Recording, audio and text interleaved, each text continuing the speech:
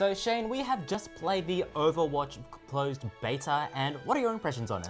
So it's basically Team Fortress 2.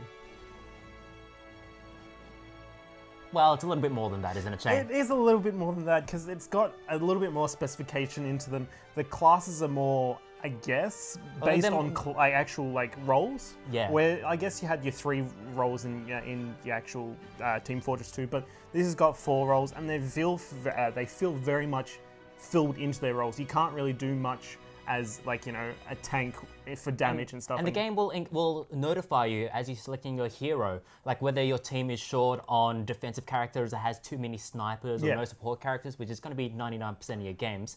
But despite this, they managed to imbue each character with their own unique traits and their own unique character. And that's what you can really get from the fun from this game. You always get the different little specifications that you get with each character, and you'll always get that one that you're going to really like in each different role. And if you're one of those people that don't like support roles, then you're an evil person. You should play a support role at least once, because it's actually surprisingly fun. You're going to be relegated to the support role every time. But what are some of the bugbears that you managed to find from this beta? Well, I guess the main issues is that random rolling servers, especially so we went to the American server side, but they had Australian servers in them, but you actually had to RNG the role to actually get that server. There was slight small bugs here and there with things interacting weirdly with each other.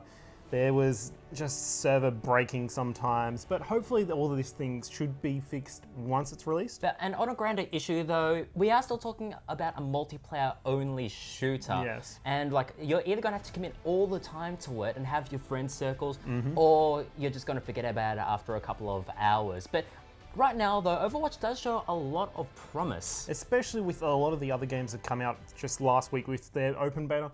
I find myself going more to Overwatch. At the very least, we'll get some good short films out of it.